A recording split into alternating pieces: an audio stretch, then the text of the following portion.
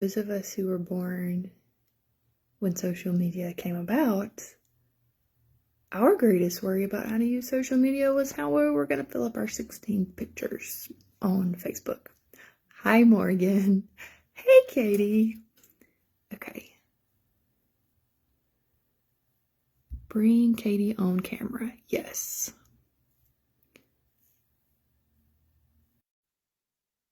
Hey, Sally. Make comments full screen. I don't know if we need that.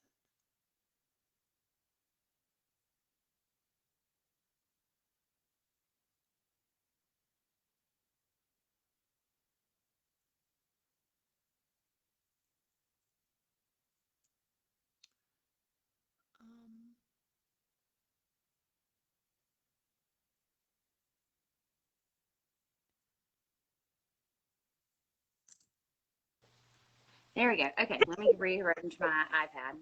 There you are. There it is.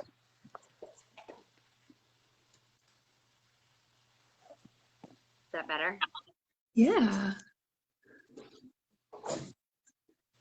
I feel so fancy, but also my screen Yeah. squinched down, so I'm like, oh, now you're gonna see so much more of my face. Let me scoot back. Exactly. Oh, how are you today? I'm good. I'm good. I'm just trying to capture the light. Let me go turn around and see. Yeah, Trey's here, so he's.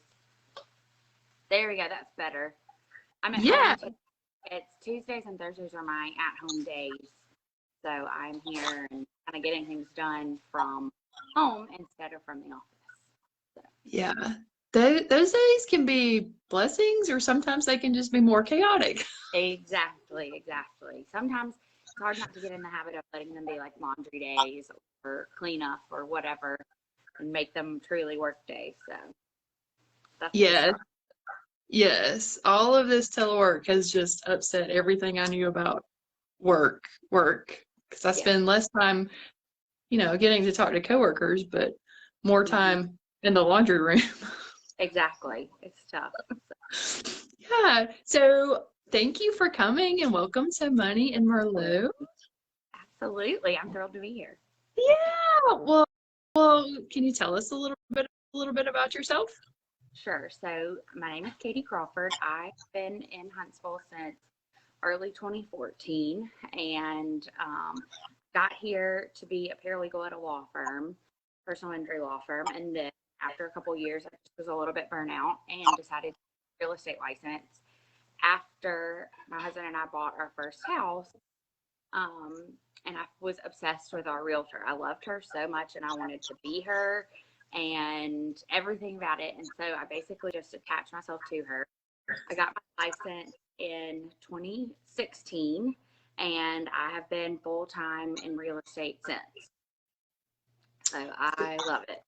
And so that means you have seen the run up of the Yes. market in Huntsville. Yes. So when I first started, 30 days on the market was still really, really fresh listing.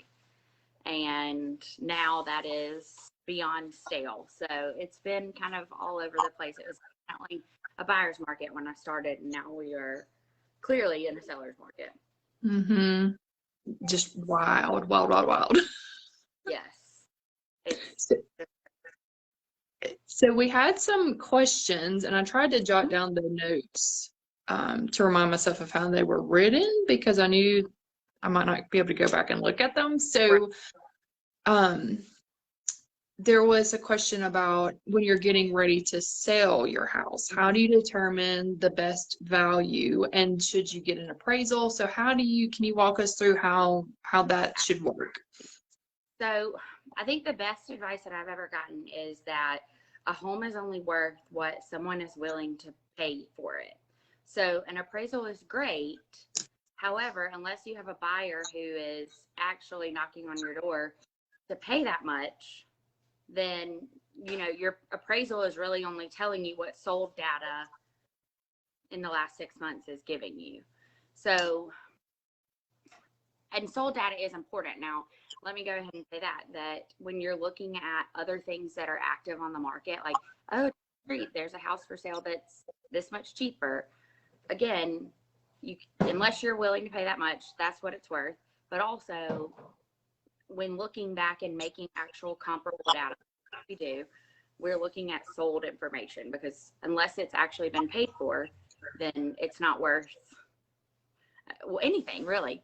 So what we do when we are preparing for a listing appointment is we pull the data from the last 6 months, and we pull the sold data, and we try to start with the neighborhood and as close to it as we possibly can. Move to my couch. As close to it as we possibly can, and then kind of zoom out from there, whether it be the elementary school or the high school, just kind of depending on how much data there is, zooming in and out from there. And Trey brought me lunch. So that's what we get prepared. We try to have, at least 5 to 10 listings that are sold that we're comparing it to. And we go in and look at the dollar per square foot, because that's what drives our market price, is the dollar per square foot. So you can't just look at something and say it's 650,000, but something down the street is 500 whatever. Obviously, it's overpriced. It has much more to do with the actual cost of the dollar per square foot. I feel like that's a very interesting nuance, because a lot of times, especially if you're looking at a house from the front, you may not realize actually how big it is. Yes. So and that's livable space, right? So that's truly just what's in the house. Yes. And maybe not. Cool. Okay. So garages don't count. And also one other thing that is important to know is that basements don't count for the same value. They're usually counted at half of a house's dollar per square foot. So if you have a basement rancher, you have to kind of like factor in your price by what you determine the comparable square footage is, or price per square foot, and then whatever your square footage is downstairs in your basement, multiply that by half of that dollar per square foot that you decide is average or high, whatever you want to go with. So all that to say that, we don't normally, I know that sometimes people do get appraisals to determine their value, but that is not something that we typically recommend, just because they're really only looking at what the past is showing as far as dollar per square foot, and not really kind of looking at all of the data within that. And we're really digging in and saying, does it have 3-car garages? Does it have carpet? Like, we're really being very specific in all of those choices. And then do you get, I guess at some point you would add in how much land there was outside, if you're on like a half acre or how many acres, or if it's above the average, then we take that into consideration in just the overall price, not on the price per square foot. Oh, okay. Yeah, that makes sense. Okay. And there's not like a set, like, oh, if it's an acre, we add this much amount of money. There's not like a set. It kind of, once you found your price per square foot, kind of looking at those positives that aren't strictly heated and cooled space, and kind of adding them in from there. Okay. Good to know. So the next part of her question was about, how do you know about land value? So this kind of skips around a little bit to talk about the investing in a piece of land without the house. So similarly done, they are broken out by acreage per square, or dollar per square acre. And so that kind of tells you what that is. And that is a much more specialized kind of look, because it all depends on, does that have utilities hooked up to it? Are you going to have to bring that out there? Where is it? There's a lot of really, and we do that. However, there are some land dealers who have even more specialized, like, is it something that you're looking to sell for development, or is it timberland, or like, there's a lot of nuances to what that means as far as specific land goes. Okay, so tell me a little bit more about a home realtor versus a land realtor. It's just what they're doing on a day-to-day basis. Okay. Yes. Yes. And then, there's also commercial agents who deal specifically with commercial properties, things like that. And we help with a little bit of all of it, but depending on the specialization and how in deep we're trying to go, we will refer something out to someone to make sure that you're getting the best possible information if it's beyond the scope of our expertise. That's encouraging to hear that realtors are willing to say, this is not what I am super knowledgeable in. Let me find you somebody who is. Absolutely. Well, good deal. Okay. So let's see. We had a question about if you're getting ready to sell your house, but you maybe don't have somewhere immediately to move into. So that would go back to that things are selling within a few days. Yes. Yeah. So how does that work? The most important step is first to talk to a lender. And I would like to take a quick second to talk about local lenders and how valuable those are in terms of speed to get things done. Like I showed a house on a Friday afternoon at 4, and by like 7 o'clock at night, they were pre-approved. And if you're going with someone like a Rocket Mortgage or something online, you're not going to get any answers if it's after hours. So that's something really important. And if things are going to go wrong, you've got somewhere that you can go look that lender in the eye and get an answer on, instead of, someone who holds office hours every single day and goes home and don't really care about what's going on with your transaction after that.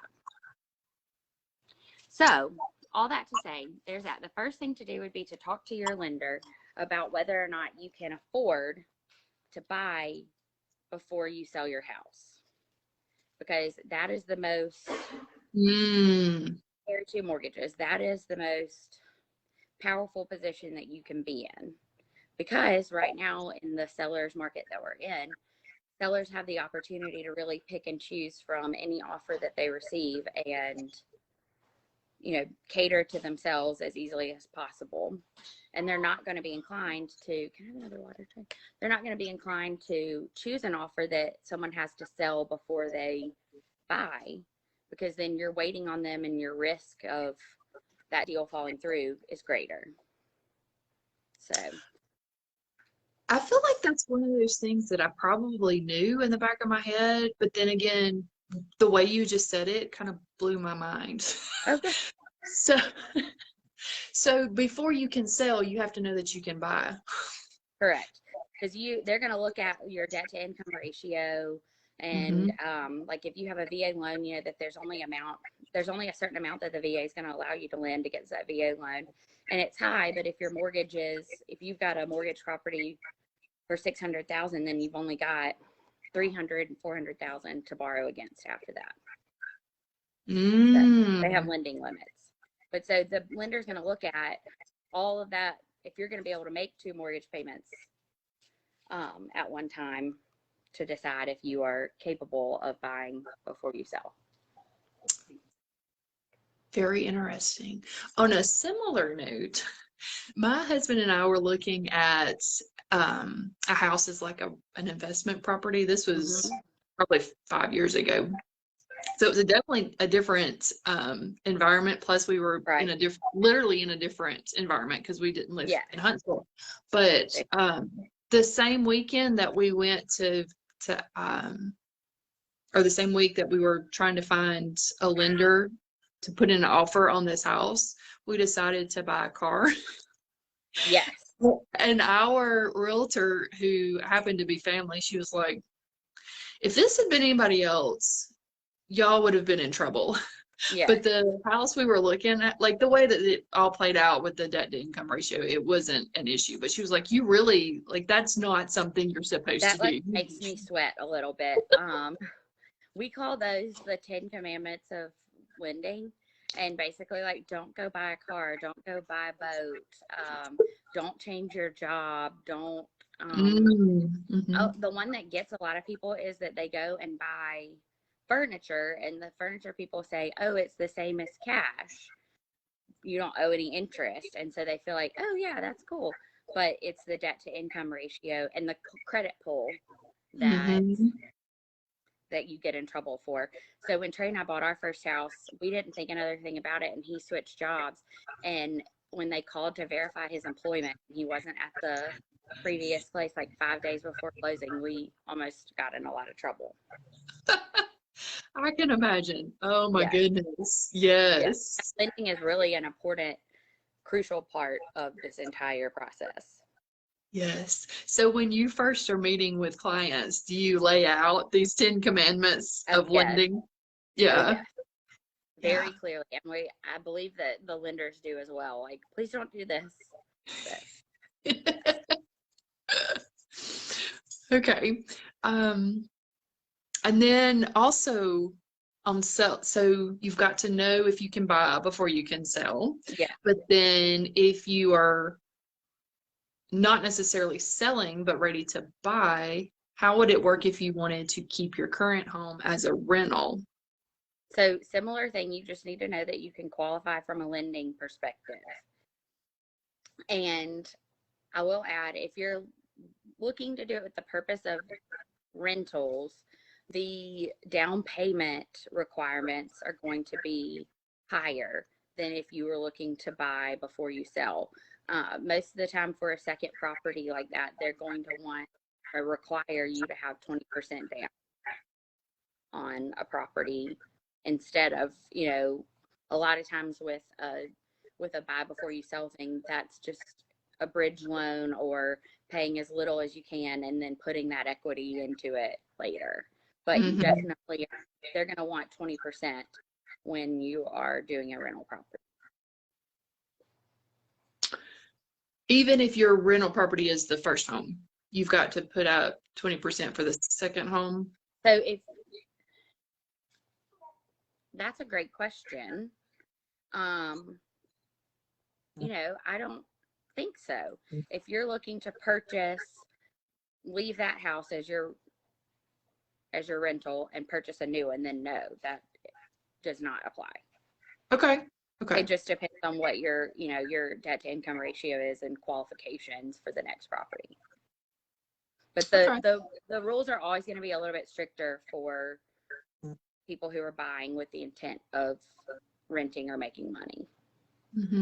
So even if it would be like if you were looking at a river house or lake house or something like that, and it's not necessarily something you're renting and it's considered a second home, does that still fall into the you have If to have you're the not 20% renting down? it, I believe, if you're not renting it, then I believe that you don't qualify, or that those rules do not apply, the 20% down, that you have other options. But if it's going to be an investment, that's kind of where the 20% comes along.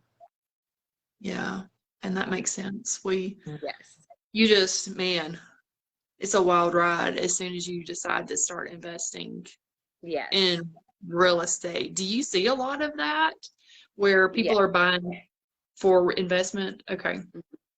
And right now, so we've had a lot of out of town buyers come and buy up properties, things like that. But right now, we've seen a little bit of that slow down just as houses are getting more expensive. The ratios for their purchase to rental income to make those numbers work are much, much thinner than they were when, 2-3 years ago. But it's still happening every day because our rental market is just as cutthroat as our housing market is. I believe it.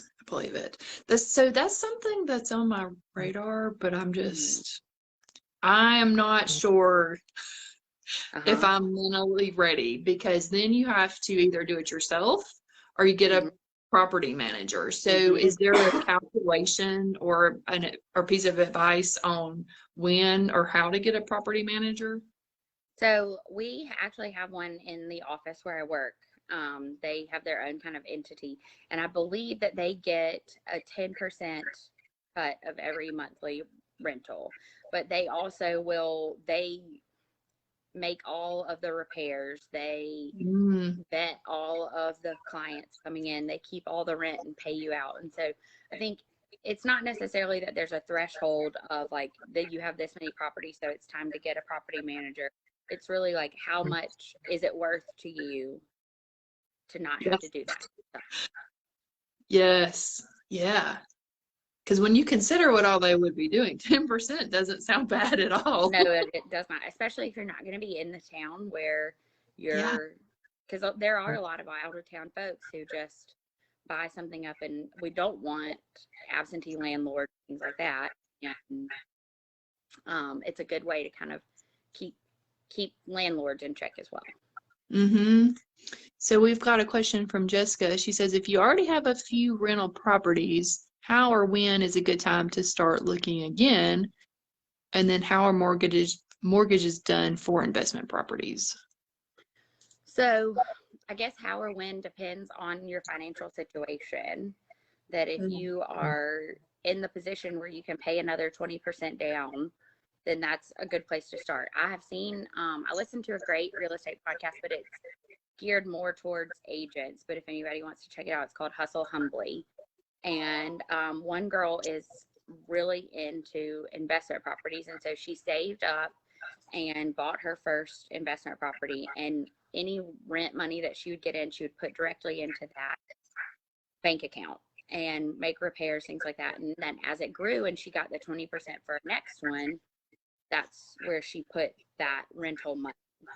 And so you just kind of keep paying it forward. And then I think she then decided to look at paying off one of them before she bought another one. So she wasn't paying mortgages. But rental investment properties are going to be required conventional loans. You can't do an FHA or a VA on a rental property. They're going to want it to be a conventional loan. That's probably a good reminder for folks that you have to go that route. Yeah. Yes. Okay. And then do you see when people get ready to do a rental, are they typically just doing it under their name, or do they have like a business set up? It totally depends on them. We've seen a little bit of both. That they, I think that depends on how big they're willing to scale it and what that looks like. That they make it a business entity versus someone who's just kind of doing it to get their feet wet. Okay. And that may lead us into the next question that was about when you get ready to sell, how can you avoid capital gains? So, and that may not be. I'm not a tax accountant, not a tax attorney, but from what I understand, like a lot of these lending things, capital gains is really geared towards getting as much money out of short-term rental changeover than long-term rentals that someone's kept for a long time. Because the longer that you own a property, I believe the question that we saw in the group was, I bought it in 2011 and I've been holding on to it.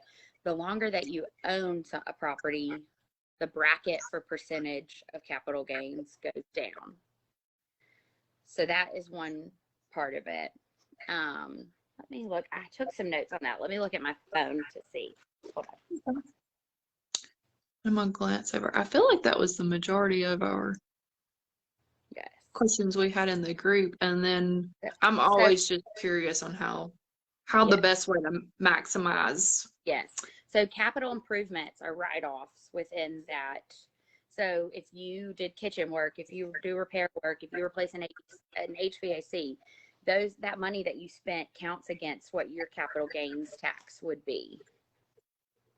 So that's another way to, but really and truly talking to an attorney about kind of how to shield yourself from that is really the best way to go.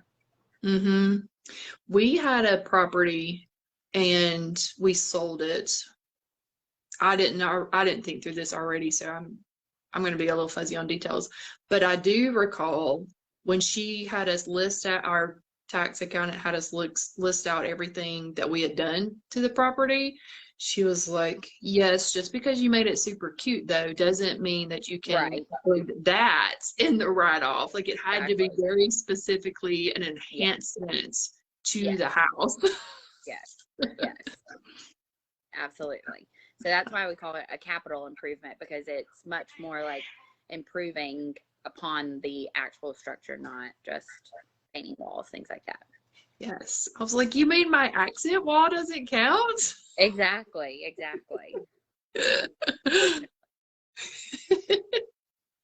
Oh my goodness. Well, we are looking at 5 more minutes. So what would you tell either, I feel like there's two different people, two different buyers that are looking for specific advice. Your first time buyers and your buyers for investment properties. So what would you tell those, like one or two things, what would you tell those two? I think for both of them that to stick with it in this market, and that, you know, every time you lose, because you will probably lose an offer, at least one, you're learning from that offer and what it's going to take to win. And that this is a tough market to buy in, but if you can trust your realtor and trust that they do know what's going on, that they can help you and guide you to get a property that is right for you on both sides of that. And we can run the numbers on rentals. We can kind of run the numbers on just about everything to help you figure out what makes sense for you. That's awesome. That is a great one piece of advice. So, okay, I just had a brain fart. That's okay. I don't know what my next question was going to be. That's okay. Well, tell us, so you said you've been around, but you didn't tell us details of how to get in touch with you, and we can include them as well, but just tell us. Absolutely.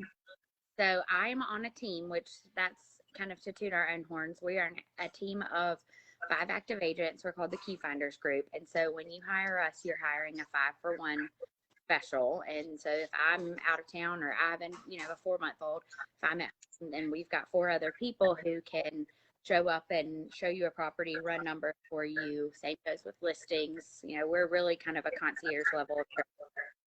And we are at Remax Alliance, and you can call me, email me, text me, and I'm happy to help in any way that I can. Awesome. Well, I really appreciate you taking the time today and for coming live. This was my first group, my first live in the group. Like, I've done a few videos and outside of the live portion, but I appreciate you coming for this. Happy to. Well, all right. I hope you have a good rest of your day. Thank you. And we'll see you soon. Good. Bye.